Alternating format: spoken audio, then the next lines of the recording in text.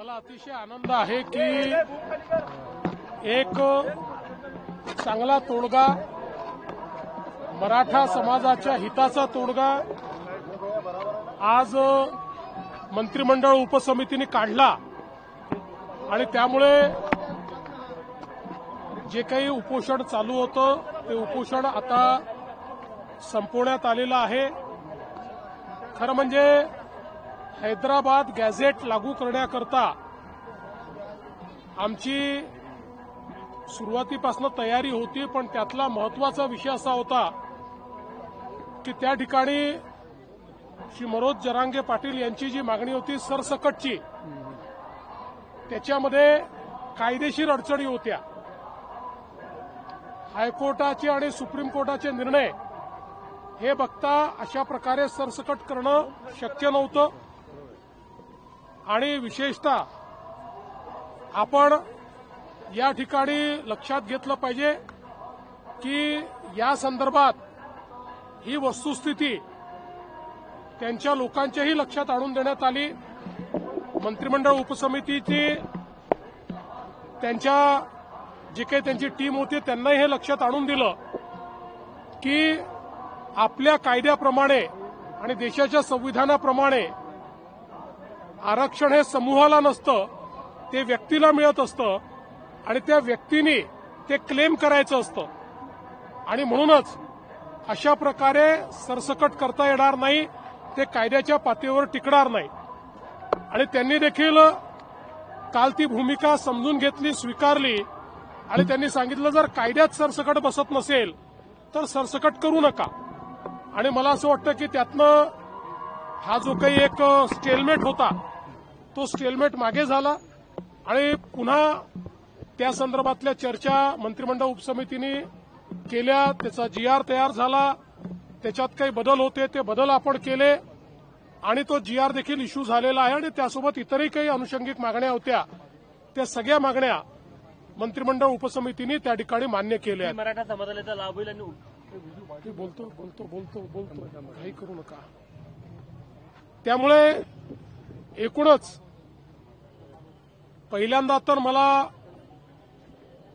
श्री राधाकृष्ण विखे पाटील जे या मंत्रिमंडळ उपसमितीचे अध्यक्ष होते आणि मंत्रिमंडळ उपसमितीतील सर्व जे प्रमुख नेते आहेत त्या सर्वांचं, आमच्या मंत्र्यांचं अतिशय मनापासून अभिनंदन करायचं आहे की त्यांनी सातत्याने बसून एकेका गोष्टीचा अभ्यास करून मोठ्या प्रमाणात चर्चा करून त्या ठिकाणी हा मार्ग काढलेला आहे. आणि आता हा मार्ग निघाल्यामुळे मुळातच जे मराठवाड्यात राहणारे आमचे मराठा समाजाचे लोक आहेत यांचा कधी काळी त्यांच्या रक्तनात्यातल्या कोणाचाही कुणबी म्हणून उल्लेख झाला असेल तर त्यांना आपल्याला नियमाने ते सर्टिफिकेट देता येतं. आणि हैदराबाद गॅझेटियरमुळे अशा प्रकारची नोंदी शोधणं हे सोपं होणार आहे आणि त्यातनं फॅमिली ट्री एस्टॅब्लिश करून अशा प्रकारचं आरक्षण देता येणार आहे. म्हणजे एकीकडे ज्यांना अशा प्रकारचा पुरावा मिळेल त्या सगळ्यांना ते आरक्षण मिळेल. आणि जी ओबीसी समाजात भीती होती की सरसकट सगळे अशा प्रकारचं आरक्षण घेतील आणि ज्यांच्याकडे पुरावा नाही तेही आरक्षण घेतील आणि इतरही समाजाचे त्याच्यामध्ये घुसण्याचा प्रयत्न करतील, तर तशा प्रकारे आता या ठिकाणी होणार नाही. ज्यांचा खरा क्लेम आहे पण कागदपत्रांच्या अभावी त्यांना तो क्लेम मिळत नव्हता, अशा मराठा समाजाच्या लोकांना आता याचा फायदा मिळणार आहे. त्यामुळे मला असं वाटतं की एक मराठा समाजाकरता अतिशय चांगला निर्णय आणि विशेषतः हा सगळा प्रश्न सर्वाधिक मराठवाड्यामध्ये होता, कारण मराठवाड्यात रेकॉर्ड्स नाही आहेत आणि म्हणून मराठवाड्याकरता हा प्रश्न अत्यंत महत्वाचा होता. आणि मराठवाड्यातनं इतरही भागांमध्ये राहायला गेलेले जे लोक आहेत त्यांच्याकरता महत्वाचा होता. मला असं वाटतं की त्याच्यावर एक संवैधानिक तोडगा आम्ही काढू शकलो आहोत. एक असा तोडगा काढू शकलो आहोत की जो कोर्टातही टिकेल आणि त्यातनं लोकांना फायदा होईल. आणि म्हणून मला असं वाटतं की मी स्वतःही मंत्रिमंडळ उपसमितीच्या कामावर समाधानी आहे. त्यांनी उत्तम काम या ठिकाणी केलेलं आहे. मी त्यांचं अभिनंदन करतो.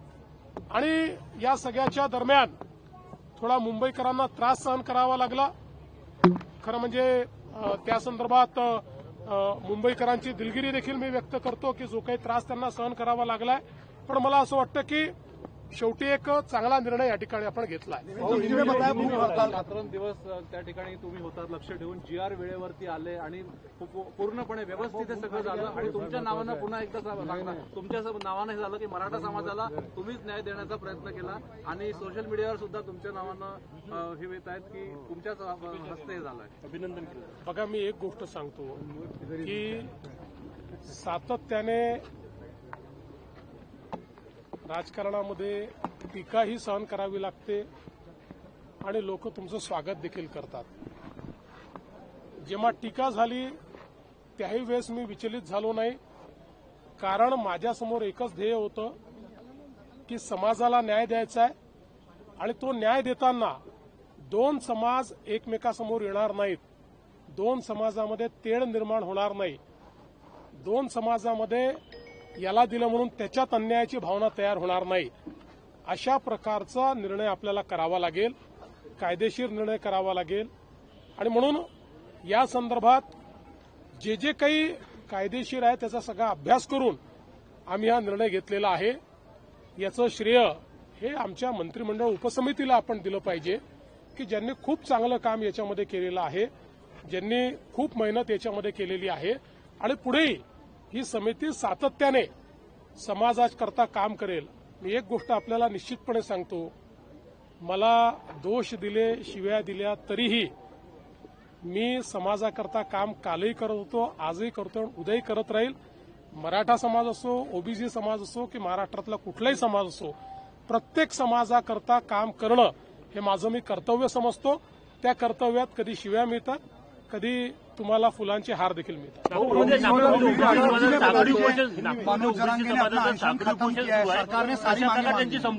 मला असं वाटतं की आता साखळी उपोषणाची आवश्यकता नाही. जो काही ओबीसी समाजामध्ये एक समज तयार झाला होता की त्यांचं आरक्षण काढून दुसऱ्या कोणाला तरी देण्याचा प्रयत्न होणार आहे, असं कुठेही झालेलं नाही. त्यामुळे मला असं वाटतं की आता ओबीसी समाजाने देखील या संदर्भात आता सगळी आंदोलनं ही परत घेतली पाहिजेत. आणि मी त्यांनाही आश्वस्त करतो की जोपर्यंत हे सरकार आहे तोपर्यंत दोन समाजांना एकमेकासमोर आणणं, त्यांच्यात तिढा निर्माण करणं, एकाचं दुसऱ्याला, दुसऱ्याचं तिसऱ्याला करणं हे आम्ही कधीच करणार नाही. आमच्याकरता महाराष्ट्राची सामाजिक वीण, महाराष्ट्राचं सोशल फॅब्रिक हे अत्यंत महत्वाचं आहे. या निमित्ताने मी खरं म्हणजे माझे जे सहकारी आहेत, दोन्ही उपमुख्यमंत्री माननीय श्री एकनाथराव शिंदेजी आणि माननीय श्री अजित पवारजी यांचेही आभार मानतो. कारण ज्यावेळेस आम्ही या संदर्भातले निर्णय घेतले त्यावेळेस त्या निर्णयामध्ये हे दोघंही पूर्णपणे माझ्या पाठीशी होते. त्यांनी पूर्ण समर्थन या संदर्भात आम्ही तिघांनी या मंत्रिमंडळ उपसमितीला दिलं होतं. त्यामुळे त्यांचेही मी आभार मानतो. आणि विशेषतः पोलीस प्रशासन असेल, महानगरपालिका प्रशासन असेल, त्याच्यावर खूप ताण पडला. भरपूर अडचणी त्याच्यामध्ये तयार झाल्यात. पण मला असं वाटतं की आता तोही ताण दूर झालेला आहे. माननीय उच्च न्यायालयाने देखील काही नाराजी व्यक्त केलेली आहे. सरकारच्या बद्दलही त्यांनी काही आम्हालाही सूचना केलेल्या आहेत. तर आम्हाला ज्या सूचना केल्या त्याचं आम्ही तंतोतंत पालन करू. आंदोलन करण्याची गरज पडणार नाही का? मराठा समाजाचा जे काही आरक्षणाचा प्रश्न होता तो सुटलेला का? आधी 10% आणि आता त्यांची मागणी नाही. मला असं वाटतं की आता कोण काय करणार याच्याबद्दल तर मी बोलू शकत नाही. पण जे काही प्रश्न आहेत ते प्रश्न सोडवण्याचा आमचा प्रयत्न आहे. मराठा समाजाला जे जे देता येतील ते आम्ही यापूर्वी दिलं. आपल्याला कल्पना आहे, मी मुख्यमंत्री असताना पहिल्यांदा आपण आरक्षण दिलं.